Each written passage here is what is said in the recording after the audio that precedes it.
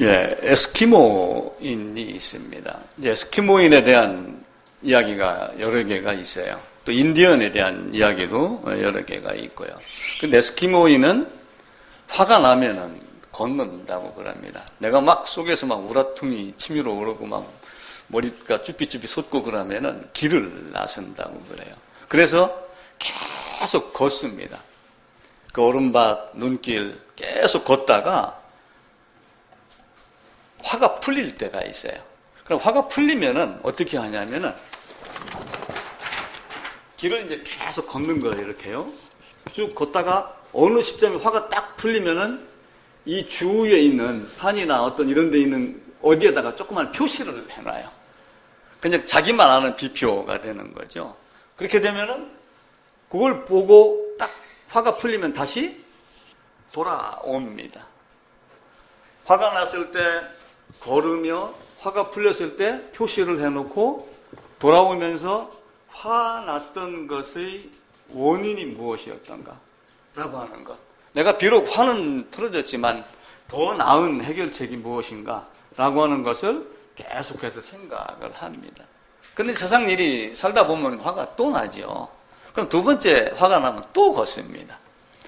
또 계속 걷다가 이게 여기까지 자기가 아는 표시가 있는 데까지 가는데도 화가 안 풀리는 경우가 있고, 가기 전에 화가 풀리는 경우도 있죠. 가기 전에 화가 풀려갖고 여기서 만약에 돌아온다 그러면은 내가 이만큼 성숙해졌구나, 어떤 이런 모습. 또 여기까지 가는데도 화가 풀리지 않으면은 더 걷는 거예요. 계속해서. 그러면서 아직도 내가 부족한 어떤 이런 모습들을 생각을 한다고 그러죠. 그래서 마음을 정리하는 어떤 이런 모습들, 이런 것들이 우리 모두에게 있어야지 됩니다. 오늘 예배는 오늘 오후에 지난 시간 이렇게 글을 써서 낭독하기로 이렇게 잠깐 이야기를 한 적이 있었습니다. 그래서 설교를 준비하다가 저도 생각을 바꿔서 그냥 걸었습니다.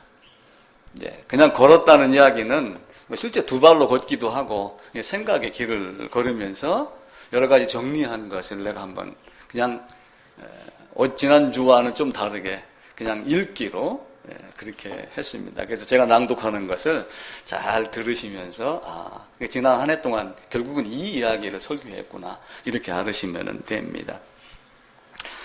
2013년도 5월 23일에 설립 예배를 드리고 이제 5달 후에는 만 5주년이 됩니다.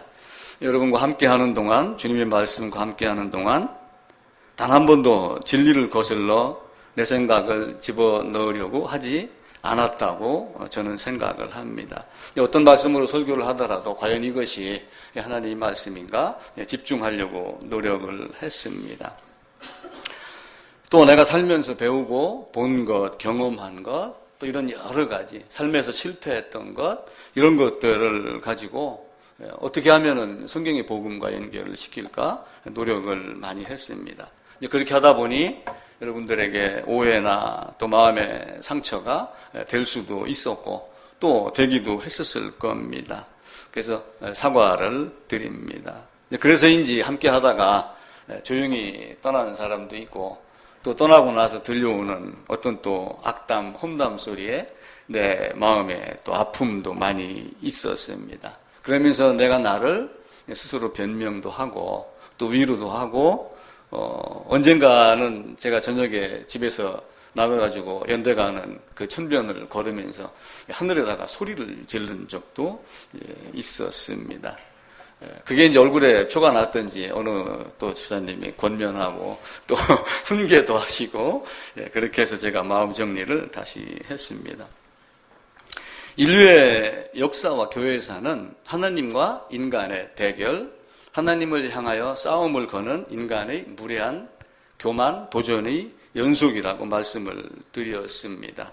장로들의 전통, 사람의 계명, 사람의 방법과 지혜를 늘 부르짖었던 것은 유대인의 세계만이 아니고 아담 이후선 죄인의 대부분이 자기 생각으로 하나님의 생각과 대항을 하고 하나님의 생각이 자기 생각으로 맞추려고 재단을 하려고 합니다.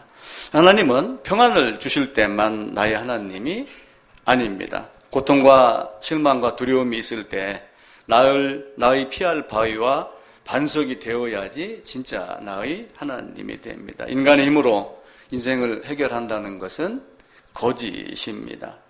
마음의 어려움을 자신의 힘으로 극복하면은 교회에 나오겠다 이렇게 말하는 분도 있고, 또 한 분은 생각하고 정리할 것이 많아서 교회를 떠나겠다라고 하는 말을 듣고 가슴이 무척 아팠습니다.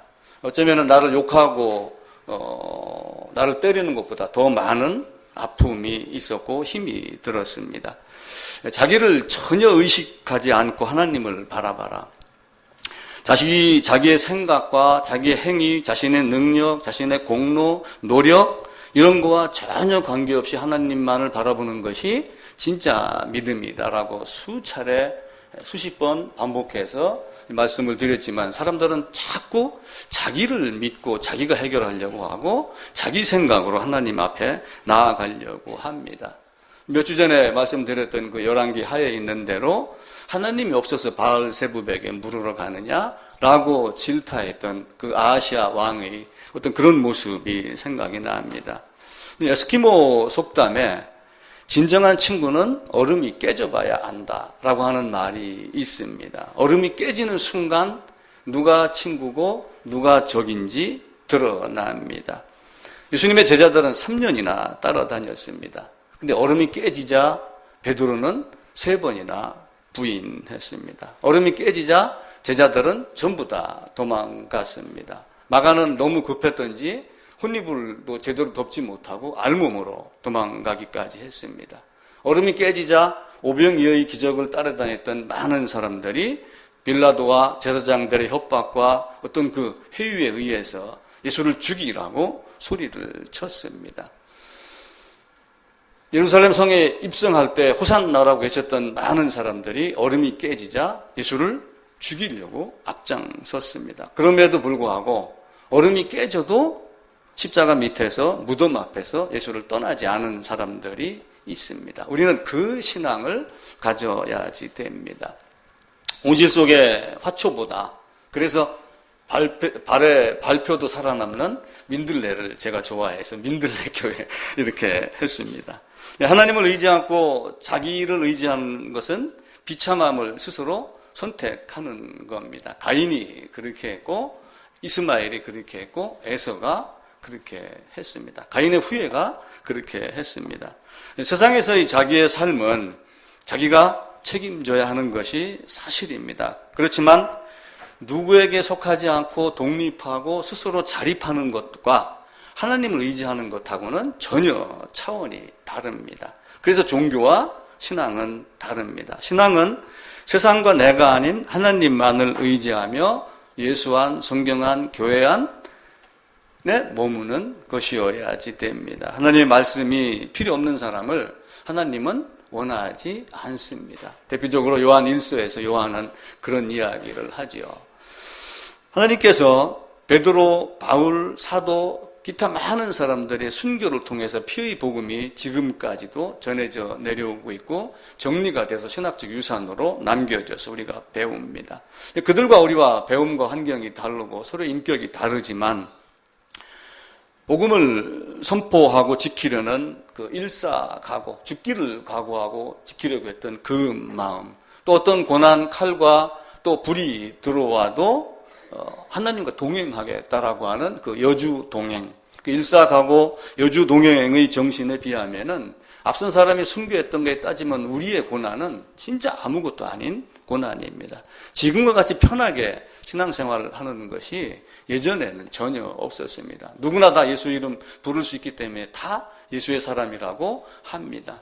그것이 종교적일지 아니면 신앙일지 착각일지 하나님이 인정할지는 우리가 성경을 통해서 더욱더 깊이 생각을 해야 됩니다. 지난 크리스마스 또 교회 예배가 있었습니다. 그때 크리스마스 때 각 교회에서 예배 드린 장면이 KBS, MBC, JTBC 많은 또 신문을 통해서 기사가 돼서 나왔습니다.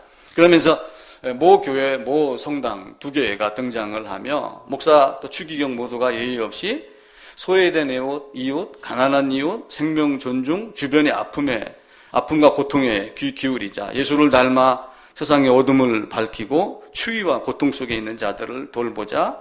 높아지기보다 더 낮아져서 섬기는 자가 되자. 이렇게 설교하는 내용이 나왔습니다. 또 그들이 설교한 내용을 요약해서 이런 방식으로 정리를 해서 동아일보 기사에도 나왔고 또 방송에도 나왔습니다. 그것은 지극히 당연하고 해야 될 일입니다. 그러나 대다수의 교회와 목사는 성육신하신 하나님의 본질, 성육신하신 하나님 예수의 본질 진리가 무엇인지 모르는 사람들이 의외로 많습니다. 마리아가 찬양한 권세 있는 자와 비천한 자, 줄이는 자와 부자, 어떤 이런 가난하고 비천한 자의 현실을 전부 삶에다 적용을 시키고 연말만 되면은 많은 사람들이 거기에다가 초점을 맞춥니다. 그러나 마리아가 이야기한 비천한 자, 줄인 자는 그것이 아니고 죄로 말미암아 심령이 가난한 자를 말하는 겁니다. 이스라엘은 선민입니다. 하나님께서 아브라함을 선택하셔서 시작한 나라입니다. 이스라엘은 선택된 민족이라 선민 사상에 가득 차 있습니다. 그러면서 선민 사상으로 무장이 되어 있기 때문에 자기를 높이고 자기를 자랑하는 데 앞장섰습니다. 하나님이 나만 사랑했다라고 하는 것에 빠져 있습니다. 그래서 아브라함을 부르신 목적은 이방에게 복음을 전하는, 너의 후손뿐만이 아니라 이방인에게도 복음을 전해라는 사명을 주었는데도 불구하고 이스라엘은, 유대인은 자기만 알고 이방인을 돼지, 개 취급을 하고 멀리 했습니다. 그래서 바울이 하나님은 모든 사람이 구원을 받기를 원한다라고 하는 그 모든은 유대인과 이방인을 포함한, 유대인과 헬라인을 포함한 많은 사람들을 이야기하는 것이지 60억, 70억 인구 전체를 이야기하는 것이 아닙니다. 어제 한국일보에도 그 내용이 나왔습니다. 어느 기모라고 하는 어느 신학교의 목사가 한국일보에다가 또 했습니다. 그러면서 글의 마지막에 또 나눔에 대해서 이야기를 했어요. 그러면서 그 나눔이 아직도 어제가 30일이니 30일, 31일 나눌 시간이 이틀이나 남아있다. 더 나누라. 이렇게 이야기를 했습니다. 만약에 31일이 예수님이 재림 아니면 세상의 종말, 하나님이 새 예루살렘에 입성하는 마지막 기회라고 생각했었을 때 그 나눔이 과연 그런 나눔이었을까라고 하며 그 양반이 목사였기 때문에 나름대로 더 안타까움을 느꼈습니다. 가나안에 정탐꾼을 보낼 때 12명을 보냈습니다. 각자 말이 달랐습니다. 10명의 말은 대체적으로 거부하는 쪽으로, 2명은 하나님의 뜻을 따랐습니다. 사람이 많을수록 생각이 많고 의견이 분분합니다. 그래서 여리고성에 정탐꾼을 보낼 때는 알짜배기 2명만 보내서 말이 헷갈리지 않게 뜻이 하나가 되게 그렇게 했습니다. 근데 옛날에 선수를 알아본다 이런 말이 있습니다. 라합은 정탐꾼을 알아봤죠. 또 정탐꾼도 자기를 숨겨주는 사람이 종교성으로 숨겨주는 것인지 참 신앙을 갈급해서 숨겨주는지를 알았죠. 그래서 결국은 나중에 라합과 이름이 갑자기 생각이 안 나네. 둘이 이제 결혼한 그런 얘기도 있습니다.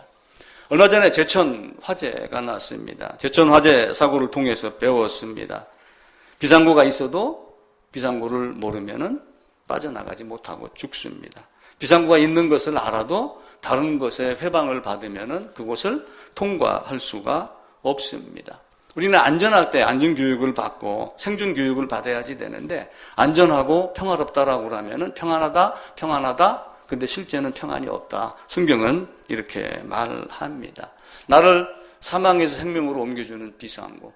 그 2층에 있던 이발소 주인 마냥 나를 비상구로 인도할 사람이 누군가를 나와 여러분은 성경에서 찾아야지 됩니다. 세상에서의 목소리 큰 사람, 세상에서의 큰 교회, 많은 사람이 모인 교회, 어떤 이런 것이 문제가 아니고 진짜 나를 죽기까지 비상구를 통해서 빼낼 사람이 누구인가라고 하는 것을 아셔야지 됩니다. 부유하신 분이 가난한 이유를 말씀을 드렸습니다. 가난한 자를 부유하게 하려 함이라. 하나님 나라로 가는 길, 하나님 나라로 가는 방법을 몸소 가르쳤습니다. 그걸 그대로 보고 따라오라고 한 겁니다. 예수님께서 죽으셨습니다. 그러면 무슨 얘기냐? 너희도 죽어라. 그 이야기를 하는 거예요. 그 방법을 몸소 보여주고 몸소 가르쳤는데도 불구하고 사람들은 자꾸 허상만 쫓습니다. 그래서 이 땅에 진리가 없으면 진리를 모르면 허상만 쫓게 돼 있습니다. 그거는 세상 사람들도 다 현자들이 하는 말입니다. 그런데 세상 사람들은 섬김을 강조하고 사랑을 강조하고 전도를 강조하며 숫자를 채우는데, 물론 교회는 숫자가 많으면 좋겠죠. 그러나 진짜가 많은 것이냐, 쭉정이가 많은 것이냐, 겨우 8명이냐, 아니면은 다른 것이냐라고 하는 것을 생각해 봐야지 됩니다. 복음은 오직 예수의 복음밖에 없습니다. 세상이 말하는 예수의 복음은, 예수 믿는 것은 쉽습니다.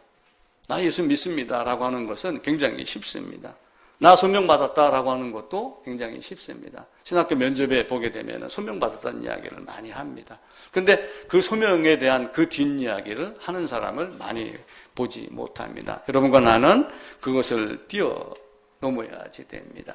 섬김을 부르짖기 이전에 예수의 복음, 거듭남이 무엇인지 그걸 보야지 됩니다. 니고데모도 몰랐고 학문에 능통했던 바울도 몰랐었습니다.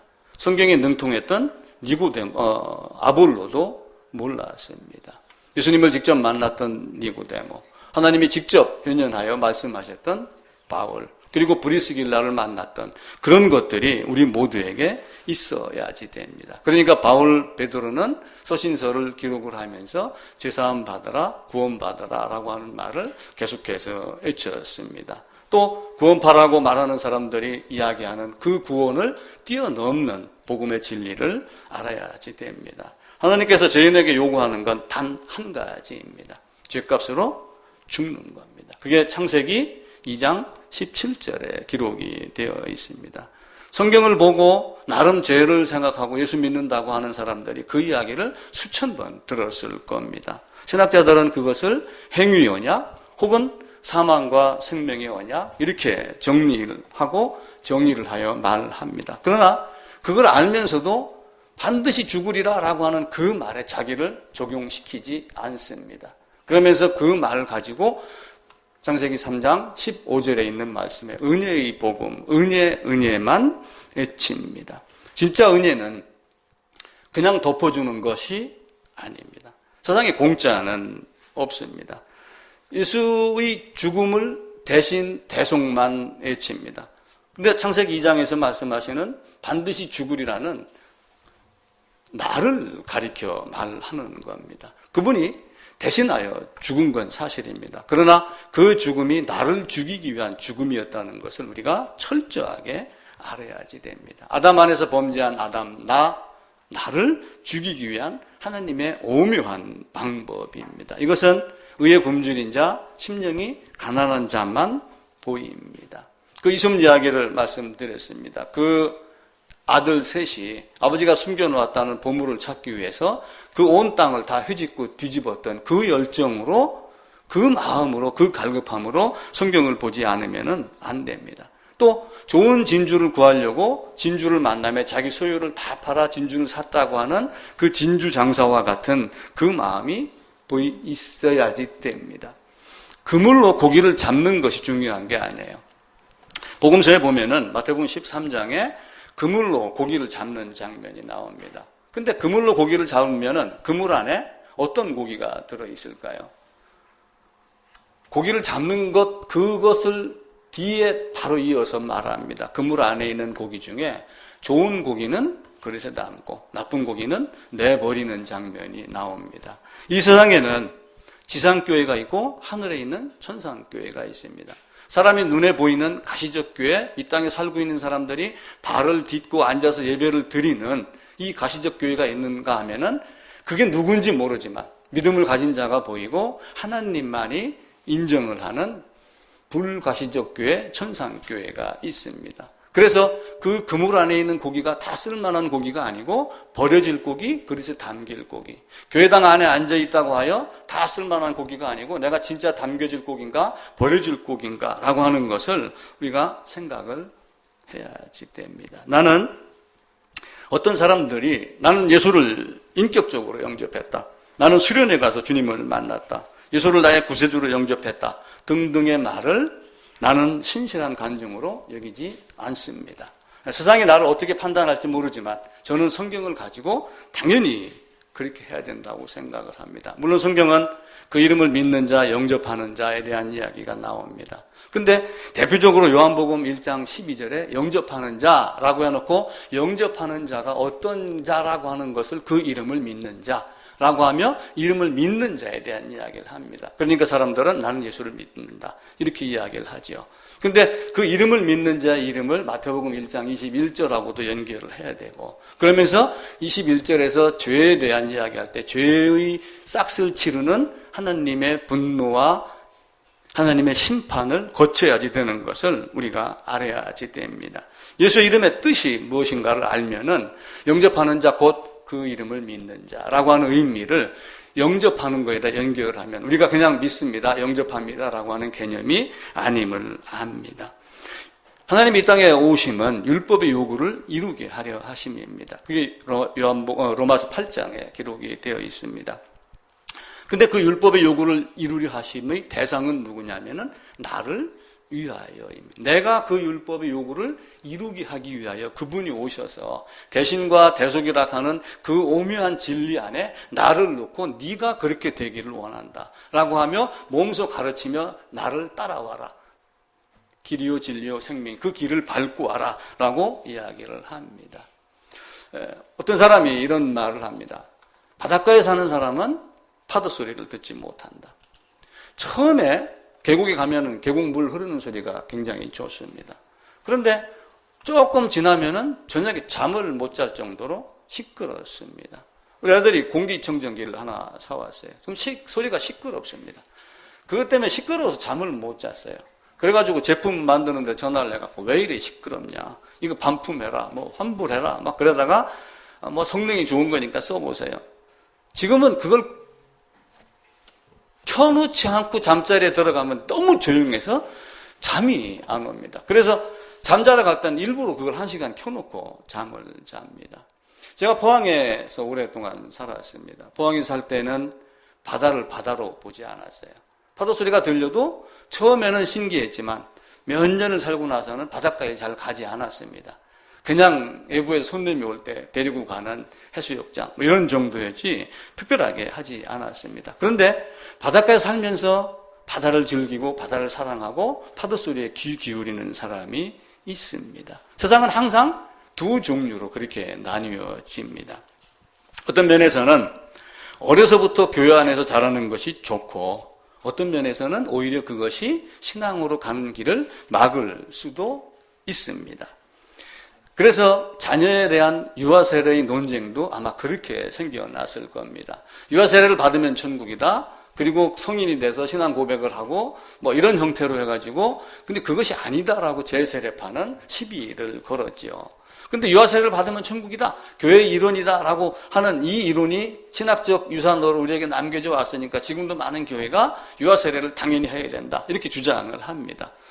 교회 안에서 아이들을 신앙으로 양육하기 위한 부모의 서약 정도로 이해를 하면 좋지만 그것이 천국 입성이 된다라고 하는 어떤 통과 의례라고 여긴다면 그 부모의 신앙도 고민을 한번 해봐야지 됩니다. 성경이 무엇을 말씀하는지 우리는 늘 핵심을 찾아야지 됩니다. 하나님께서 저에게 민들레 교회를 개척하도록 이렇게 했습니다. 직장생활을 하다가 신학교를 가고 또 나이 많아 졸업을 하고 그러면서 꿈은 좀 사람이 많은 교회, 큰 교회가 있으면 좋겠다라고 하지만 큰 교회에서는 저를 부르지 않죠. 왜냐하면 담임 목사보다 나이가 많을 수도 있고 또 초보 목사이기 때문에 부르지도 않습니다.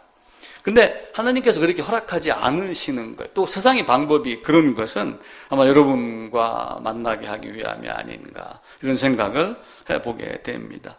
내가 원하는 목회는 단 하나입니다. 성경의 본질, 하나님께서 성경을 기록하여 주신 진짜 이유를 묵상하고 깨닫고 그리고 찾아내서 진짜 이유를 설교하는 겁니다. 언젠가 말씀을 드렸듯이 감사하게도 나는 그것을 염두에 두고 신앙을 시작을 했습니다. 젊어서 장가 가고 직장 다니며 옆에 있던 친구가 성경에 대한 이야기를 하기 시작을 했었을 때 저는 종교적 접근보다 그럼 성경에서 나에게 주려고 하는 것이 무엇이냐라고는 킥포인트를 묻기 시작을 했고 결국 그 친구가 대답을 한 것도 있고 못한 것도 있고 저 스스로 성경을 보며 찾기도 하고 기도도 하고 그렇게 했습니다. 그러면서 여기까지 오게 한 것도 하나님의 적극적인 간섭이었다라고 이렇게 생각을 합니다. 그래서 내가 원하는 목회는 단 하나, 함께 예배드리는 여러분들이 제가 성경 본 것을 이야기를 할 때 그것이 사실인가를 또 성경으로 확인해 가며 하나님의 사랑 안에 거하도록 하는 겁니다. 또 하나 안타까운 것은 물론 제가 젊어서는 신앙생활을 잘 못했습니다. 신앙을 몰랐었죠. 그러다 보니까 우리 자녀들을 신앙으로 양육하지 못했습니다. 또 그래서 이제 비디오 녹화를 하여 보여주기도 하고 이렇게 하죠. 그래서 나와 나의 자녀들, 또 여러분과 여러분 자녀들이 정말로 하나님의 복음을 깨닫고 그 제사함으로 말미암는 구원의 복음을 깨닫고 예수 안에 함께 거하는 것이 내가 딱 하나 원하는 목회입니다. 그래서 특별히 여러분들도 여러분 자녀에게 대해서 철저하게 기도하며 때로는 적극적인 간섭을 하셔야지 됩니다. 하나님의 작정입니다. 하나님 앞에 나아갈 때 필요한 건 딱 한 가지입니다. 예복입니다. 사거리길에 나가서 많은 사람 잔치자리에 모아놓고도 예복 입었느냐 입지 않았느냐를 묻습니다. 그런데 문제는 설령 내가 예복을 입었다 손치더라도 그 예복을 깔끔하게 관리하고 잘 빨아입고 늘 입고 다녔느냐 아니면 장롱 속에다 감춰놨다가 필요할 때만 입느냐 이런 것들도 우리가 고민을 해봐야지 되죠. 그래서 하나님께서 우리에게 준 그 사랑을 여러분들이 철저하게 깨달으시기를 당부를 드립니다. 내가 원하는 목회는 바로 그거 단 하나입니다. 자신을 죽여서 나에게 사랑을 주신 오직 예수, 오직 그리스도의 은혜입니다. 1964년도에 아낌없이 주는 나무라고 하는 작은 책자가 나왔습니다. 그림 책자가. 근데 그 그림이 아낌없이 주는 나무라고 하는 그 책을 보게 되면은 나무가 이렇게 굵은데도 이렇게 약간 기울여서 나무가 굉장히 굵잖아요. 그죠? 굵은데 그 굵은 나무가 딱 이렇게 서 있는 게 아니고 이렇게 있는 게 아니고 약간 이렇게 구부린 상태에서 여기다가 사과를 이렇게 사람에게 내어주는 장면이 있습니다. 이게 또 어느 그림을 보게 되면은 나무가 몸을 이렇게 구부리면서 몸을 푹 떱니다. 그러면서 그 책에는 무슨 내용이 나오냐면은 사과나무가 사과를 줄 때 사과나무는 상처를 입습니다. 우리는 사과를 딴다라고 이렇게 하지만 사실은 사과나무의 몸에서 떨어지는 거죠. 떨어질 때 사과를 이쁘게 따려고 전지로 자릅니다. 사실은 나무의 몸에다가 칼질을 하는 거지요. 이제 그런 모든 것들을 보면서 결국 사과나무가 처음에는 사과를 주고 그래서 그 소년이 돈이 필요해서 사과를 따다가 팔고 조금 더 커져가고서는 가지를 가지고 무엇을 만들고 줄기를 잘라서 집을 짓고 뭐 배를 만들고 멀리 여행 갔다가 늙어서 돌아왔는데 그 나무가 또 자기를 구부려서 의자를 만들어서 그 소년을 할아버지가 된 소년을 앉혀주더라. 그러면서 그 사과나무는 행복했습니다. 이렇게 이야기가 끝납니다. 그 아낌없이 주는 나무의 이야기를 보면서 누가복음 15장에 있는 돌아온 탕자 이야기가 생각이 났습니다. 아버지가 준 모든 걸 다 들고 나가서 허랑방탕하고 돌아왔는데도 아버지는 그냥 그대로 받아주시는 하나님. 우리가 죄인임에도 불구하고 돌아오려고 마음 먹고 돌아오게 한 아버지께서 주신 자를 아들이 아버지의 말씀을 들려주고 아버지께서 주신 자, 아버지께서 선택하신 자가 아들이 들려주는 말을 듣고 아버지께로 돌아오게 하는 그 역사가 모두에게 있어야 되겠죠. 하나님께서 성육신 하셨습니다. 하나님의 본체이나 죄 있는 사람으로 죄 있는 육신의 모양으로 죄는 없으시나 죄인으로 사셨고 사시면서 죄를 범하지 아니하였고 그 입에도 괴사, 거짓이 없었다. 성경은 그렇게 말씀을 하죠. 그러면서 죄인인 나를 죽이기 위해 자기를 죽이셨습니다. 그게 제가 표현하는 방법입니다. 죄인인 내가 예수 안에서 죄값을 치르는 죽으면 나를 부활시킵니다. 그 하나님이 지금 에베소 1장 2장에 있는 말씀에 의하면 하나님 우편에 계십니다. 그리고 우편에 가시고 성령 하나님을 보내서 우리를 다시 그 안으로 이끌고 계십니다. 이게 성경 기록한 전부입니다. 물론 이스라엘 역사와 사람의 삶 속에서 여러 가지 상황들이 나오지만 그건 본질이 아닙니다. 하나님이 창세기 2장 17절에서 얘기한 죽으리라, 여자 유선으로 가겠다, 머리를 부수겠다, 그리고 오시고 이루고 내가 다시 오겠다, 그렇게 된 자에게 새 예루살렘 입성을 시키겠다. 그게 성경의 전부입니다. 만약에 성경에서 본질을 빼고 다른 것들을 원하기만 한다면 우리는 종교인이지 신앙인이 아닙니다. 대신 대속의 그 오묘한 비밀을 우리가 대신 대속을 모르는 종교인은 아무도 없습니다. 대신 대속을 다 압니다. 예수님께서 내 대신 죽으셨어. 나를 대속하셨어. 이거 다 압니다. 근데 그 연합을 알지 못하면은 그것은 한낱 종교인에 불과합니다. 인간이 가장 큰 고통이 무엇이겠어요? 사람이 갖고 있는 가장 큰 고통. 여러 가지로 이야기를 합니다. 어떤 사람은 사람이 이 땅에 있으면서 가장 큰 고통을 겪는 것은 어머니의 산통이다. 산모가 아기를 낳기 위한 산통. 아기 출생을 할 때 얼마나 힘이 들어요. 그러니 아기를 낳으면 울고, 아기가 나면은 시집간 딸들도 갑자기 효녀가 되고, 이렇게 됩니다. 근데 이거보다 더 아픈 마음이 있다고 그래요. 그 이야기를 들으면서, 맞다라는 생각이 들었어요. 무엇일까요? 이 산모의 산통보다 더 큰 게 뭐냐면은, 부모가 여기 있는데, 부모 밑에 자식들이 이렇게 여럿이 있습니다. 그런데 이 자식이 부모보다 먼저 여기로 들어가는 거예요. 자식이 부모보다 앞서는 겁니다. 그 아픔, 그래서 세월호의 아픔이 더 아픈 거예요. 다른 것이 아니고. 그게 만약에 60, 80, 90대 노인이었다라면 무덤에 묻고 돌아오고 1년 지나면 잊어버립니다. 근데 그것이 자식이었기 때문에 영원토록 잊지 못합니다. 하나님이 사람으로 오셨습니다. 그러면서 삼위일체 하나님을 존재가 아닌 인식론적으로 말씀을 드렸죠. 위격을 부여하며 아버지와 아들과 성령으로 구별하여 우리에게 말씀을, 하나님의 사역을 말씀합니다. 그러면서 아들을 죽이셨어요. 아버지보다 아들을 먼저 앞서 보내는 그 아픔을 겪었습니다. 아들이 소리질러 외칩니다. 아버지, 나 이 자리 가고 싶지 않습니다. 그럴 때 아버지가 무엇이라고 말했어요? 아무 말도 하지 아니하시고 그걸 바라보시는 하나님. 그 세월호의 아픔보다, 세월호는 자식 한 명이었지만 그 자식 한 명 맏아들로 인해서 수많은 아들을 살리기 위해 그 아들이 죽는 그 모습을 봤었을 때 그 아버지의 마음은 어땠었을까? 우리가 그걸 생각을 해야지 됩니다. 그 삼위일체 하나님의 그 오묘하신 방법을 우리가 이해를 하고, 산통보다 더 큰 아픔, 부모가 자식을 앞세우는, 그러면서 아버지 내가 어찌하오리까? 그러면서 아버지의 뜻대로 죽어갔던 그 예수님의 마음, 그 아들의 마음을 우리가 보야지 됩니다. 하나님은 분노의 하나님입니다. 하나님은 질투의 하나님입니다. 십자가는 하나님의 분노를 폭발시키는 거예요. 십자가는. 하나님은 사랑의 하나님입니다. 근데 마냥 사랑의 하나님이 아닙니다. 십자가는 하나님의 분노를 실천하는 장면이에요. 창세기 2장 17절에서 뭐라고 그랬어요? 죄인은 반드시 죽는다. 죽는다. 죽으리라. 이게 바꿔 얘기하면 내가 죽이겠다. 그 얘기예요. 이 죽으리라, 죽이겠다. 이게 하나님의 분노입니다. 왜요?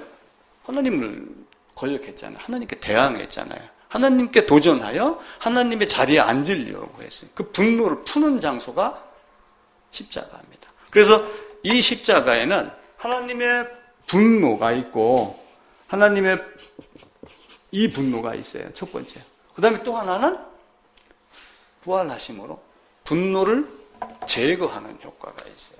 그래서 이 분노와 분노의 제거가 두 가지가 동시에 다 일어나는 것이 십자가입니다.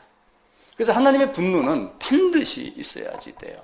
그런데 사람들은 하나님의 사랑, 무조건적인 사랑, 예수님이 내 죄를 용서했어. 하나님은 그렇게 용서하지 않는다고 내가 수십 차례 말씀을 드렸죠. 죄값은 반드시 치러야지 돼.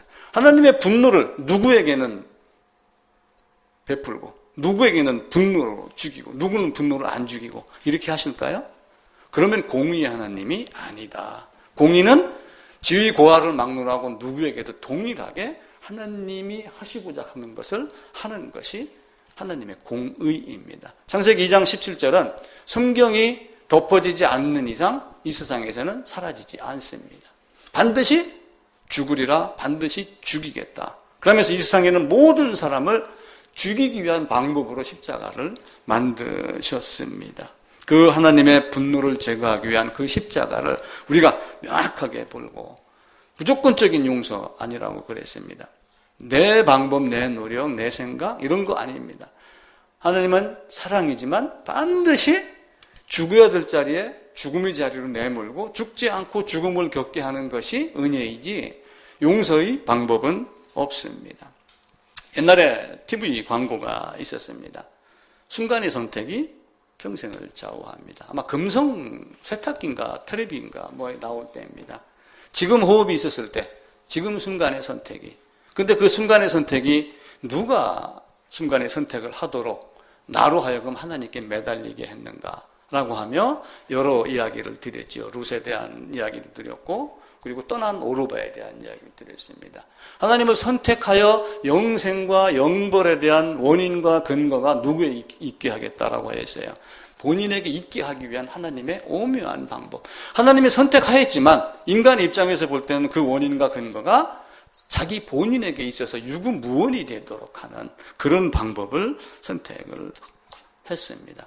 또 결론은 버킹엄이라고 하는 광고도 있었습니다. 그래서 사람들이 무슨 얘기를 할 때마다 결론은 버킹엄이야 이렇게 딱 얘기를 하며 뭐 오다를 내리고 그럴 때 결론은 버킹엄이야 하며 자기 말을 정당화, 합리화 이렇게 시키는 경우도 있습니다. 결론은 성경이고 결론은 예수고 그리고 이 분노와 분노 제거하는 것을 우리가 명확히 알아야지 됩니다. 그냥 답을 외우는 용서, 대신, 대속 이것은 철저하게 버려야지 됩니다. 제천 화재 사고로 목사님 두 분이 숨졌습니다. 그 중에 한 분이 화재 건물 목욕탕에서 아르바이트를 했습니다. 약 한 달 전에 갔다고 그럽니다. 그래서 오후 10시, 저녁 밤 10시 시작돼서 새벽 3시까지 수건을 빨았습니다. 물론 세탁기에 돌리는 거겠죠. 손빨래는 지금은 안 하니까요. 그러면서 시급 5,000원을 받았습니다. 시급 5,000원에 5시간 일했으니까 25,000원 한 달 해서 총 며칠을 일했는지 모르지만 그날 20일 날 월급을 받고 21일 날 돌아가셨습니다. 그 이유가 2년 전에 개척한 교회의 재정이 어려워서 그걸 충당하려고 그분이 목욕탕 수건빨이 알바를 하다가 돌아가셨습니다. 물론 나는 그렇게까지 하지 않도록 해주신 하나님께 감사를 드립니다. 개척교회가 굉장히 힘이 듭니다. 저희도 5년이 됐지만 밖에 나가서는 개척교회라는 얘기를 하지 않습니다. 또 어디 가서 우리 교회는 작은 교회야 이 말도 하지는 않습니다. 왜냐하면 작지만 강한 교회가 되어야지 된다. 세상에 많은 사람이 다 있어도 나는 방주에 탄 8명 안에 있는 사람이야. 나는 당당하게 그렇게 말하고 다닙니다. 인구는 급속히 줄지만 교단은 교단세를 위해 교회 개척하는 것을 계속해서 강조를 합니다. 세상이 어지러워질수록 신학교 지원자가 늘어난다고 하고 그러죠. 앞으로는 작은 교회가 통폐합을 한다든지 무슨 방법을 세우지 않으면 안 됩니다. 초대교회 바울이 누구누구 집에 있는 교회라고 했듯이 아마 그렇게 돼야 되지 않을까. 근데 그렇게 하게 되면은 옛날과 같지 않아서 현재는 교회가 있는지도 모르고 또 교회의 모임이 형성되지도 잘 않기 때문에 물론 그것도 어렵습니다. 그래서 작은 교회, 강소형 교회를 만들자라고 지금 말이 새로운 단어가 태어나죠. 근데 작은 교회는 강소형 교회는 그런 어떤 집에 있는 교회 뭐 이런 것이 아니라 진짜 예수의 복음으로 뿌리를 내린 교회가 강수영 교회가 아닌가라고 생각을 합니다. 1년을 돌아보며 여러분께 감사를 드립니다. 예배 빠지지 않고 잘 오셔서 감사를 드리고, 오늘 또 이란이 또 세훈이 엄마 아마 다 안 오시고 그랬는데 내일이 또 노는 날이라 또 아빠 보러 갔는지도 모릅니다. 작은 교회 오셔서 열심히 사시면서 땀 흘려 보신 돈 갖고 헌금도 해주시고 또 점심 식사도 도와주시고, 제가 힘들고 또 낙심할 때 위로해 주시고, 또 옆구리도 찔르면서 채찍질도 하시고 뭐 이렇게 해주셔서 감사를 드립니다. 이제 아쉬운 것은, 마음이 아픈 것은 이제 헌금의 대부분이 이제 월세로 지출이 되고 하는 이런 것 때문에 여러분에게 꼭 죄 지은 것 같은 그런 생각을 합니다.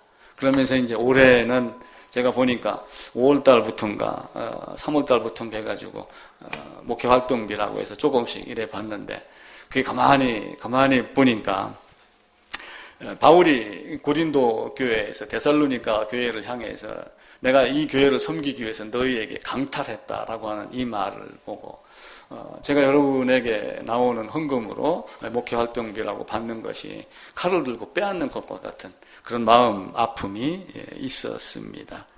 아메리카 인디언들이 삶에서 터득한 4가지 진리가 있습니다.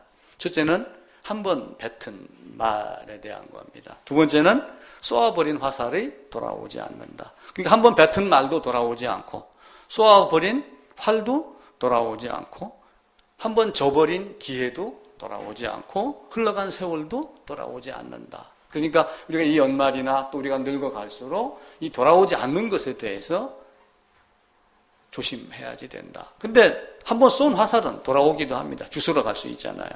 근데 한 번 뱉은 말은 돌아오지 않습니다. 마음에 bek힌 것은 아무리 좋은 굴착 장비를 갖고서도 빼내지 못합니다. 분노로 했으면 분노로 돌아오고, 기쁨으로 하면은 기쁨으로 돌아옵니다. 하나님의 말씀도 그거와 똑같습니다. 하나님의 말씀이 이사야서 55장에 보게 되면은 하늘에서 비가 내려 땅을 적셔서 종자가 나게 하고 열매 맺게 헛되이 돌아오지 않는다. 하나님의 성경을 우리에게 기록하여 주신 것은 결코 헛되이 돌아가지 않습니다. 그래서 우리가 이 땅에 있는 동안 성경이 무엇을 말하는가 철저하게 아셔야지 됩니다. 특별히 말도 중요하지만 저버린 기회는 돌아오지 않는다. 그래서 제가 그전에 예상 후회와 경험 후회로 말씀을 드린 적이 있어요. 하다가 보니 실패를 해서 후회하는 경우도 있지만, 두려워서 도전도 안 해보고서 그냥 주저앉아갖고 나중에 늙어서 아이고 내가 그때 그걸 한번 해볼 걸 하는 이런 것도 조심해야지 된다. 물론 경험 후에도 철저한 준비를 해야지 됩니다. 망대를 세울 때 그냥 무턱대고 덤벼드는 사람이 있죠. 웨스트민스터 대성당 지하묘에 어느 주교의 묘비명이 있습니다. 내가 세상에 태어났습니다. 내가 어려서 자라며 청년이 되어서 세상을 바꾸기로 마음먹었습니다. 그런데 지금 내가 여기서 보니까 세상을 바꾸지도 못했고, 우리 나라도 못 바꿨고, 우리 강원도도 못 바꿨고, 원주도 못 바꿨고, 제가 산 흥업도 못 바꿨습니다. 지금 내가 여기 누워서 보니 내가 먼저 나를 바꿨으면 흥업도 바꾸고 혹 원주에라도 바꿀 수 있었을 건데, 나는 지나치게 원대한 꿈은 좋아요. 근데 풍선같이 부풀리면서 망상에 젖은 꿈은 절대로 하시면 안 됩니다. 그래서 철저한 계획과 준비와 갖추어진 인성, 심성 이런 모든 것들이 있는 상태에서 이 시작이 돼야지 됩니다. 그래서 저는 이 땅에는 목회자들이 철저하게 한 3, 40까지 세상을 살아보고 그 다음에 신학교 가서 공부하고 이렇게 했으면 좋겠다라는 생각이 듭니다. 고등학교 졸업하자 소명받았다고 뛰어들어서 처음부터 막 결혼하면 새색시 사모님 소리 들어가며 세상 모르고 자라는 이런 모습은 바람직하지 못하다, 그런 생각을 하게 됩니다. 누구나가 실패할 수 있습니다. 슬럼프는 아무에게나 있는 게 아니에요. 슬럼프는 박찬호에게만 있는 것이지 나 같은 야구선수에게는 슬럼프라는 개념이 없습니다. 성도에게 슬럼프가 있지 종교인에게는 슬럼프가 없습니다. 그걸 여러분들이 아셔야지 돼요. 나한테 고난이 왔었을 때 이게 슬럼프인가 아니면 내가 잘못해서 맞는 채찍인가 이걸 구별해 내셔야지 됩니다. 리우 올림픽 나갔을 때 박상영이라고 하는 친구가 펜싱을 하면서 거의 몇 대 몇으로 지고 있었는데 뭐라고 중얼중얼 거렸습니다. 근데 이제 그 입술의 모양을 보고 해설자가 나는 할 수 있다, 나는 할 수 있다 이렇게 말했다라고 했는데 사실로 드러나죠. 그래서 높은 점수 차를 뒤집고 우승을 했습니다. 신이 났죠. 그런데 그 친구가 2016년도에 올림픽 우승을 하고 2017년도에는 국가대표에서 탈락을 했습니다.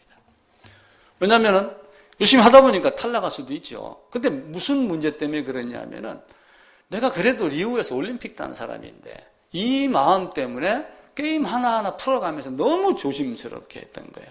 그게 두려움이 되고 만약에 지면은 저는 또 메달 땄으니까 그냥 망난이 되는 거 아니야? 메달 땄으니까 흐지부지 대충 인생 살려고 그 말이 두려워서 너무 열심히 준비를 하다 보니까 그것이 오히려 독이 돼서 자기를 무너뜨렸습니다. 다시 편안한 마음을 가지며 즐기고 대표팀에는 탈락이 됐지만 대표팀이 이동할 때 그 이전에 땄던 어떤 그 레벨을 갖고 자비를 들여서 한 번 가는데 한 4,500만 원 든답니다. 몇 차례 운동해 나가면서 올 연말쯤에는 다시 세계 챔피언으로 바꿨습니다. 물론 신앙의 여정도 그렇게 고통이 있습니다. 그래서 그 고난이 하나님께 주시는 것인지 아니면 내가 사서 고생하는 것인지 또 아까 그 주교의 말대로 내 꿈이 진짜 꿈인지 아니면은 진짜 내가 뭘 먼저 되기를 원한 것인지 그걸 우리가 아셔야지 됩니다. 물론 고난이 왔을 때 참고 인내하라라고 우리가 서로 격려를 합니다. 근데 참고 견디면 반드시 상황이 나아지느냐? 반드시 그렇지는 않습니다. 더 악화될 수도 있어요. 바울은 목이 잘려 죽었습니다. 베드로는 죽기를 자청하고 주님이 말씀하신 대로 십자가에 거꾸로 못 박혀 죽으러 갔습니다. 야고보도 죽었습니다. 요한도 죽고 다 순교의 자리로 나가는데 두려워하지 않았습니다. 견딜수록 더 자기에게 상황은 나아지진 않지만 자기의 근육이 단련된다는 것을 안 겁니다. 여러분 헬스에 가시면은 처음에 운동을 가게 되면은 제가 태권도를 처음에 배울 때 가니까 무릎을 이렇게 모아놓고 다리를 쫙 갖다 찢더라고요. 찌직 소리가 나. 아파갖고 멍이 들었습니다.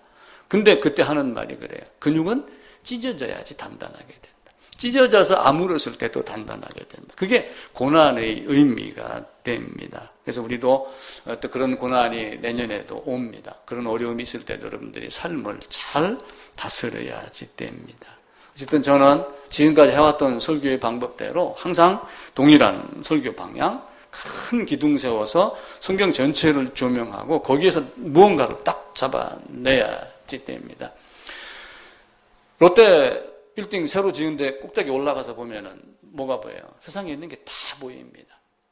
대충 어디에 뭐가 있다 다 압니다. 그러다가 작은 것 하나는 또 내려와서 그걸 집으려면 또 내려오야지 되죠. 이 두 가지를 다 할 수 있어야지 됩니다. 그래서 먼저는 큰 윤곽을 볼 줄 알아야지 됩니다. 모세를 통하여 성막을 지을 때 가서 절하 이렇게 이야기를 했습니다. 근데 절하하기 전에 무엇을 했어요? 모세가 어떤 성막을 지을까 그 모양과 치수까지도 그대로 얘기를 다 해주었습니다.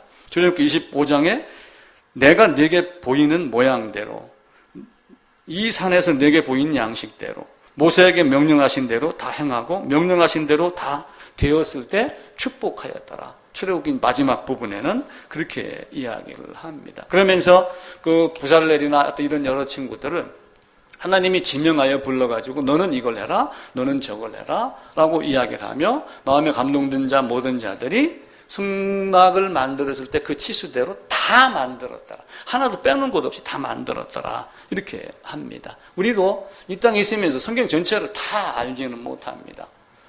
왜냐하면은 우리 지식에 한계가 있어요. 성경이 보여주는 대로 봅니다. 하나님이 보여주셔야지 보는 걸 알기 때문에 그렇습니다. 그럼에도 불구하고 이해하지 못한다 하더라도 성경 말씀을 매우 귀하게 여겨야지 됩니다. 포로에 끌려갔었을 때 성경 말씀이 귀한 걸 알았어요. 모세를 통하여 성경을 주었지만은 그들은 그것을 하찮게 여겼습니다. 어느 왕은 성전 수리를 하다가 헌금함 안에 있는 두루마리를 발견하고 내가 이걸 그러니까 그동안에 율법책이 없이 살았던 거예요. 자기 뜻대로 자기 생각대로 살았던 겁니다. 근데 그들이 포로로 끌려가서 아론의 16대 손 에스라를 시작으로 성경을 다시 보기 시작을 했죠. 그 에스라가 포로에 돌아와가지고 내가 성경을 율법을 연구하고 그 다음에 준행하며, 그러니까 연구하고 학문에 멈추는 것이 아니라 준행까지 하며 자기의 삶에도 어떤 삶이 될 것인가를 하고, 그리고 율례와 규례를 이스라엘에게 가르치기로 결심했다, 이렇게 이야기를 합니다. 그때 에스라가 성경 말씀을 펼 때 느헤미야 8장에 보면은 그 말씀이 나와요. 에스라가 성경을 펼 때 백성들이 전부 일어섰더라. 에스라가 성경 말씀을 해석하여 주고 읽어주고 이렇게 할 때 깨닫고 너무 감격하여 울었더라. 그때 에스라가 백성들을 향하여 울지 말라. 여호와를 기뻐하는 것이 너희의 힘인데 우는 것이 아니다. 그러니까 우리는 여러 가지로 여호와 일을 한다라고 그러면서, 그래서 하나님을 믿는 것이 하나님의 일이다 그러죠. 그죠? 여호와를 기뻐하는 것이 너희의 일입니다. 그 본질을 우리가 아셔야지 돼요. 새벽기도, 철야기도 눈물 흘리지 말라는 뜻이 아니라 그게 이상한 법이 된 것이 한국교회입니다. 언제부터인가 만들어진 새벽기도나 금요철야 이런 많은 것들이 수출한다고 자랑은 하지만은 실제 알맹이 없는 부르짖음밖에 되지 않는 것들이 많이 있습니다. 성경을 철저하게 아셔야지 되고 성경을 가까이 하셔야지 됩니다. 그래서 제가 여러분들에게 내년에 부탁을 드리는 것은 매일 성경을 읽기를 바랍니다.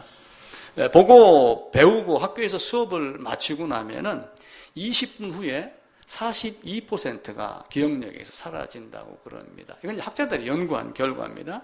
1시간 후에는 56%입니다. 그래서 수업 끝나고 어떤 학생은 바로 5분 동안 메모했던 걸 주르르 훑어보는 사람이 있어요. 또 저녁에 집에 가서 그날 배운 걸 한 번 더 봅니다. 근데 하루가 지나면은 74%가 망각이 되고 한 달 후에는 79%가 사라진다고 그럽니다. 그래서 계속해서 반복 그렇게 하는 거예요. 그래서 제가 여러분들에게도 설교 동영상도 저도 꼭 한번 봅니다. 혹 실수한 게 있는가, 말을 아주 못되게 해가지고 다른 사람에게 상처 주는 게 있는가, 그러면 제가 그걸 자릅니다. 한 2번인가 그렇게 했어요. 어느 목사님 이야기를 내가 한 적이 있는데 이게 별로 이쁘지 않다 해서 2번을 잘랐습니다. 가능하면 설교 중에 다른 사람 이야기를 잘 하려고 하지는 않습니다. 여러분도 매일 성경을 읽고 설교 동영상은 꼭 한 번 더 보시기를 부탁을 드립니다. 요즘 광고가 하나가 있습니다. 제가 텔레비를 많이 보는 건 아니에요. 잠깐 봐도 탁탁 이 카피가 되는 게 있어요. 아로나민 골드 광고하는 거 보셨어요? 아로나민 골드. 제가 속으로는 그럽니다. 저 아로나민 골드 광고하는 저 사람 얼굴이 너무 말랐어. 그래서 아로나민 골드 광고가 제대로 맥히겠나? 지금 집사람하고 농담으로 그 이야기를 했습니다. 그런데 그 사람이 말한 카피가 멋있습니다. 아로나민 골드를 드신 날과 안 드신 날을 비교해 보십시오. 제가 그 말을 딱 들으면서 성경을 읽은 날과 읽지 않은 날과 비교해 보십시오. 기도를 한 날과 기도하지 않은 날과 비교해 보십시오.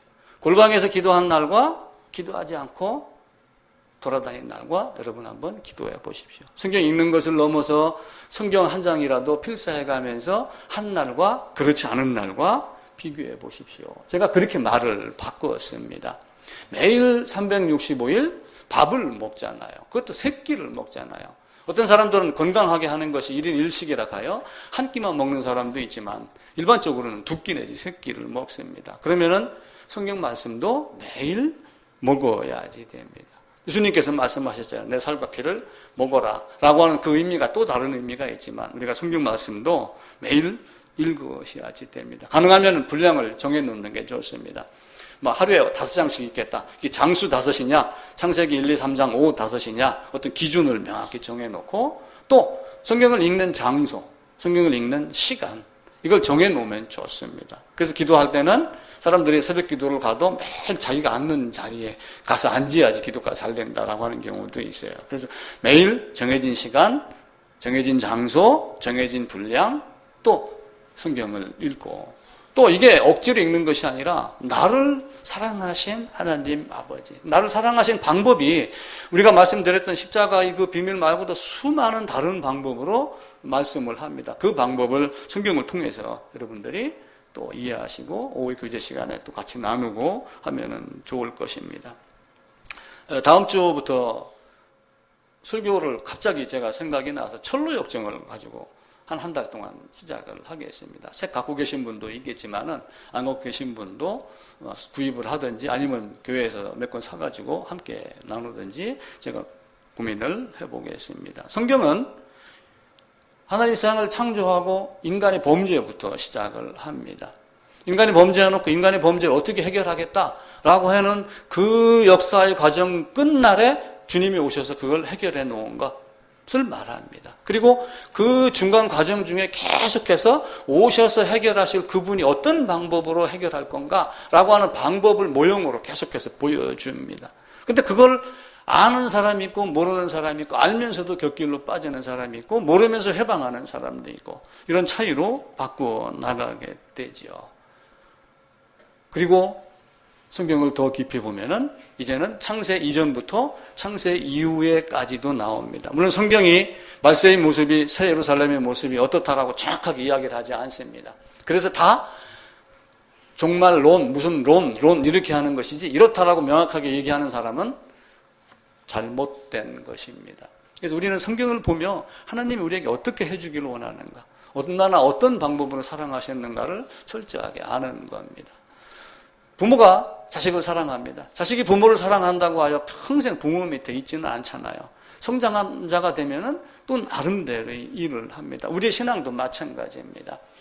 주일에 예배를 드리고 설교를 듣고 하나님이 말씀이 이러하시다라고 하지만 그걸 듣고 한 주일 동안 또 살아내는 거예요. 살아내는 근본 힘이 성경에서 나와야지 됩니다. 그래서 매번 성경을 읽고 기도하는 시간 갖고 성경을 읽은 날과 읽지 않은 날, 기도를 한 날과 기도하지 않은 날을 비교해 보면은 금방 알 수가 있을 겁니다. 그런데 철로 역정은 간단하게 인간이 태어나서 죄를 느끼고 꼭 살아가는 그 과정에 대해서 집중적으로 이야기를 합니다. 그래서 철로 역정도 매우 좋은 것이다라고 생각을 합니다. 세상 가다 보면은 길이 두 갈래 길이 있습니다. 그런데 철로 역정에도 그 이야기가 나와요. 길이 있는데 길이 두 개로 이쪽으로 가는 길이 있고 또 저쪽으로 가는 길인데 길이 이렇게 붙어서 갑니다. 길이 가까우니까 여기 가는 사람하고 여기 서 있는 사람하고 서로 대화를 주고받습니다. 물건도 주고받습니다. 이게 세상 삶입니다. 그런데 하나는 신앙의 길이고 하나는 종교의 길입니다. 어느 정도 한참 가다가 봤는데 어느 구길을 돌아가니까 한쪽 길로 쫙 갈라지는 모습이 보입니다. 기차를 타고 경부선을 타고 해덕역을 지나서 쭉 대전에 가려고 하다 보면 그 해덕역에서 하나는 이쪽으로 전라선, 호남선으로 가고 하나는 이쪽으로 갑니다. 하나는 영원한 사망, 형벌의 길로 가고 하나는 생명의 길로 갑니다. 근데 이 사람들이 다 같이 호흡을 하고 이렇게 머물러 있기 때문에 속마음이 성경을 통하여 정확하게 보여지지 않으면은 이게 진짜 신앙인지 종교인지 구별하기 어려울 때가 굉장히 많습니다. 그래서 여러분들 이걸 구별해내셔야지 돼요. 나란히 간다고 하여 다 그렇지 않습니다. 대단히 죄송하지만 여기 다 앉아있다고 하여 다 그런 건 아니에요. 그래서 우리가 서로 신앙을 이야기를 하며 나는 여기에 서 있는 자인가 여기 있는 자인가 이걸 계속해서 보여야지 됩니다. 이 땅에는 교회가 너무 많습니다. 그 교회가 다 구원받은 자? 절대로 아닙니다. 오늘 목사가 얘기했듯이 1%? 그래서 제가 되짚어 물었다고 그랬죠. 그럼 그렇게 말하는 목사들 중에는 몇 %겠는가? 그들이 1%라면 목사도 1%밖에 안 되는 거예요. 왜? 가르치는 자가 그렇게 가르쳤기 때문에 그런 거잖아요.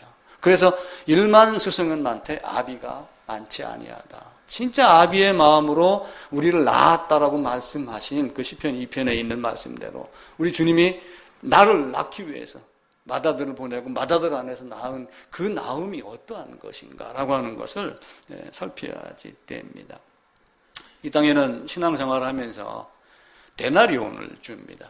데나리온 비유가 있습니다.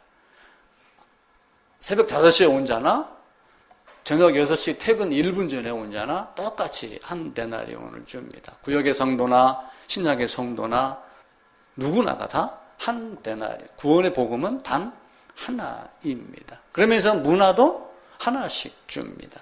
갖고 가는 건 딱 하나입니다. 그런데 그걸 가지고 한 문화로 5을 남기는 사람이 있고 한 문화로 2를 남기는 사람이 있고 한 문화를 버리기 아까워서 장롱속에 넣었다가 장롱면허 만들었다 끄집어내갖고 질타를 받는 사람도 있죠.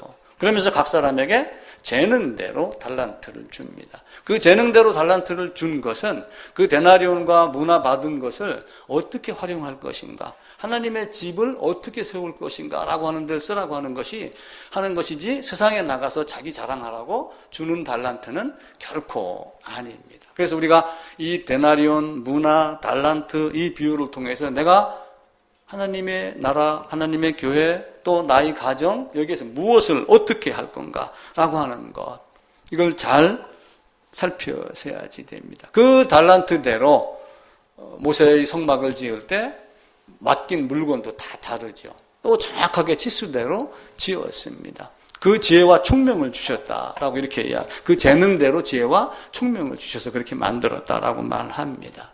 길은 항상 새로운 길이 있습니다. 아무도 없는 산에 갔더니 넓은 평지가 있는데 평지 가운데 이렇게 평지 가운데 여기에 나무가 이렇게 있는데 여기에 진짜 맛있는 사과나무가 하나가 열렸어요. 등산로도 없는데 가다 보니까 길을 잃어서 쳐다보니까 이렇게 되어 있습니다. 송이버섯은 뭐 아들도 안 가르쳐준다 뭐 그러죠. 그 숨어가는 길을. 근데 열매가 여기 있으면은, 먹을 것이 여기 있으면은 반드시 길이 납니다. 예수님이 거기 있으면은 반드시 그걸 본 자는 그 길을 만들어서 찾아갑니다.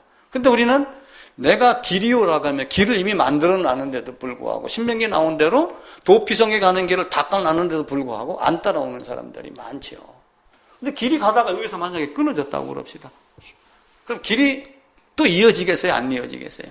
이어지지요. 그래서 새로운 길은 항상 현재의 길이 끝나는 데서 이루어집니다. 2017년도 12월 31일이 끝난다고 하여 내년이 없어지는 것은 아니고, 물론 시간은 하나님이 해와 달과 연월 시를 주면서 인간이 만들어 사용하도록 허락을 하셔서 이렇게 하고 있죠. 그럼에도 불구하고 내년은 계속해서 이어지고 또 한편으로는 새로운 길은 개척해 나가야 될 의무가 있습니다. 근데 이제 이렇게 살다 보니까 이제 무슨 문제가 생겨요? 여기 가는 동안에 회방꾼들이 굉장히 많습니다. 그래서 어떤 사람이 회방 받는 사람을 향하여 말합니다. 네가 회방을 받고 있느냐? 왜 회방을 받고 있는지는 알지? 예수를 미워하기 때문에 너를 미워하는 거야. 하나님께서 너를 선택하여 귀한 일로 사용하려고 하는 것을 사탄이 마귀가 회방하는 거야.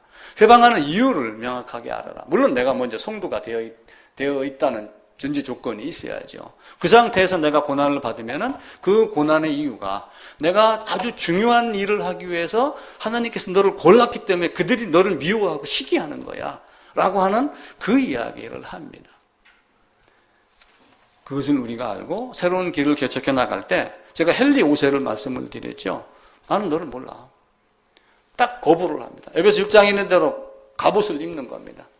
위에 진리의 신발을, 복음의 신발을, 허리띠를, 성령의 검을 가집니다. 그러면서 내가 너를 도무지 알지 못한다. 나는 너를 몰라.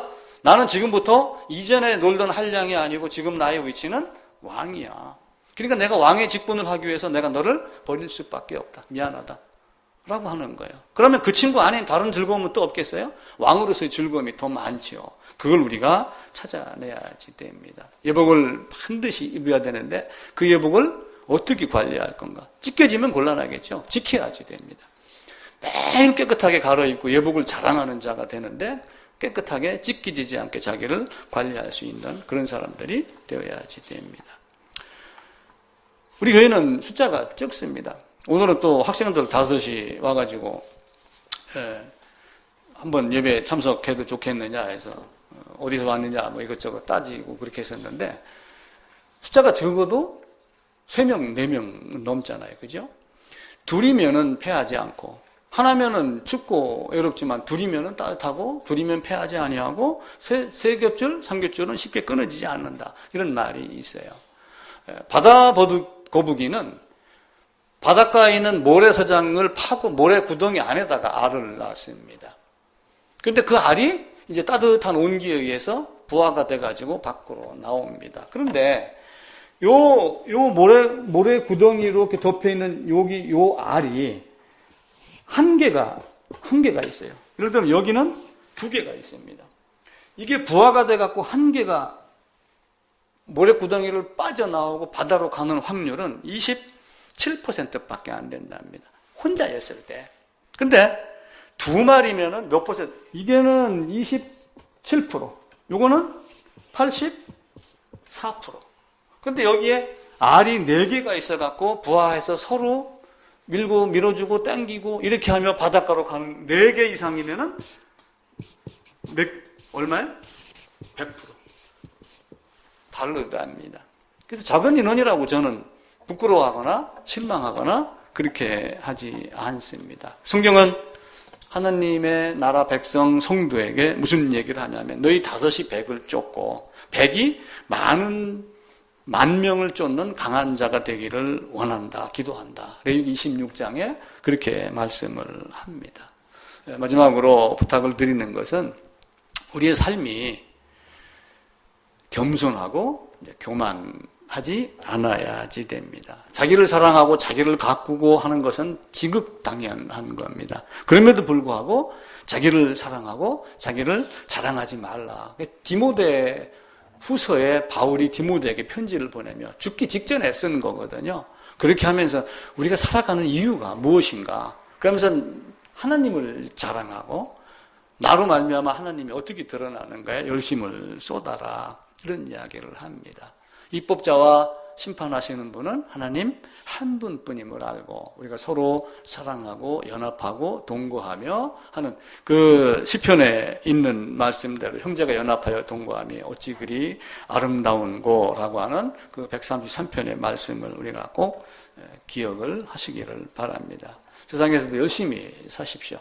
최선을 다해서 살고 높은 지위에도 올라가고 돈도 많이 벌고 그러면서 가난한 자가 되어야지 됩니다. 구세군 남비에다가 1억 10억 넣을 수 있는 재력이 있으면 좋습니다. 그러면서 가난한 자가 되어야지 그 가난을 돈으로 착각하는 자가 되면은 예수 믿고 지옥 가는 아주 이상한 현상들이 벌어지게 됩니다. 자기의 힘을 자기를 높이는 데 쓰면은 안 됩니다. 제가 어느 텔레비를 보니까 과학적으로 설명을 하더라고요.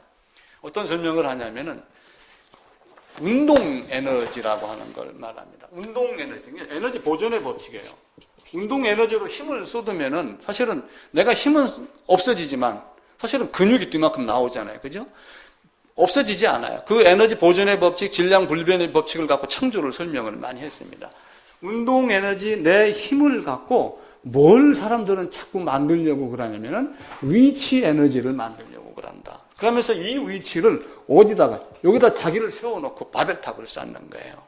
여기서부터 힘을 써서 끝까지 여기로 올라가는, 여기 서서 주님을 바라보고 주님을 사랑하는 것이 아니라 자기가 올라가가지고 이걸 밀쳐내는 거예요. 그게 아담이 그렇게 한 거예요. 아담이 범죄가. 그래서 아담은 반드시 죽이겠다, 죽으리라라고 하는 거죠. 근데 그 죽음을 자기의 죽음으로 대신하며 내 안에 들어와서 나와 함께 죽어라 라고 성경은 기록하고 있습니다. 그걸 여러분들은 잘 아시니 진리를 쫓으면 환상이 없습니다. 진리를 쫓으면 허상이 없습니다. 진리가 없으면 환상과 허상만 쫓아갑니다. 그걸 우리 꼭 아시고, 제가 늘 강조하던 게 예수 안입니다. 예수 안. 제가 한 25년 전, 한 30년 전, 한 25년쯤 됐을 거예요. 저희 집 가훈, 저희 집에 오신 분은 혹시 보셨는가 모르겠어요. 저희 집 가훈이 항상, 그때는 이 말이 제일 좋은 것 같이 여겼습니다. 항상 모든 것을 그리스도 예수 안에서. 이게 제 가훈입니다. 저희 집에. 그때도 제가 이 안이라고 하는 것을 아주 의미 있게 봤기 때문에 모든 일을 하든지 언제 어디 가서 뭘 하든지 그 안이라고 하는 것을 알면은 절대로 주님께서 나를 놓치지 않는다라고 하는 개념을 알았고 그 연합이라는 생각을 많이 했죠. 오늘 찾았던 연무 여호수아서 17장 본문 보겠습니다. 15절 18절입니다. 세 절이니까 함께 읽겠습니다. 여호수아서 17장 15절 18절까지. 여호수아가 그들에게 이르되 내가 큰 민족이 되므로 에브라임 산지가 내게 너무 좁을진데 브리스 족속과 르바임 족속이 땅 삼림에 올라가서 스스로 개척하라 하니라. 요셉 자손이 이르되 산지는 우리에게 넉넉하지도 못하고 골짜기 땅에 거주하는 모든 가나안 족속에게는 벳스안과 그 마을들에 거주하는 자이든지 이스라엘 골짜기에 거주하는 자이든지 다 철병거가 있나이다 하니 여호수아가 다시 요셉이 족속 곧 에브라임과 므낫세에게 말하여 이르되 너는 큰 민족이요 큰 권능이 있은즉 한 분깃만 가질 것이 아니라 그 산지도 내 것이 되리니 비록 삼림이라도 내가 개척하라. 그 끝까지 내 것이 되리라. 가나안 족속이 비록 철병거를 가졌고 강할지라도 내가 능히 그를 쫓아내리라. 스스로 개척한 것만이 자기 것 같아요. 신앙도 자기의 삶으로 일궈낸 것만 자기 거가 됩니다. 나중에 찾아보려니까 사람은 안 보이고 입만 보인다. 그 입만 보이는 사람이 되면은 안 됩니다. 입 있는 사람이 말고 자기 속을 드러내는 사람. 그리고 삶의 경험, 신앙의 철로 역정을 통해서 그것이 자기 것이 된 사람. 그래서 진짜 싸움꾼은 칼과 손으로과 주먹으로 싸우지 아니하고 진짜 싸움꾼은 몸으로 싸웁니다. 그 최배달이라는 사람도 그 많은 사람들이 있지만 몸뚱이 한번 딱 나가는 그 에너지를 갖고 사람들을 다 쓰러뜨리는 것을 보게 됩니다. 2018년도에도 더욱 신앙이 뿌리 내리고 행복하시기를 기도를 드립니다. 내일이라고 하는 시간은 아직 아무도 경험하지 않았고 아무도 실패하지 않았고 누구에게나 새로운 기회가 주어지는 시간입니다. 내일은 아직 아무도 경험하지 않았고 아무도 실패하지 않았고 누구에게나 새로운 기회가 주어지는 시간입니다. 그 내일을 헛되이 보내지 마시고 여호수아가 그 2배의 축복을 한 요셉, 에브라임과 므낫세에게 주었던 그 주면서도 가만히 있으라 하는 것이 아니라 스스로 개척해라. 개척해서 네 것이 되게 해라 라고 하는 이 말을 꼭 기억을 하시기 바랍니다. 철들자 노망든다라고 하는 말이 있습니다.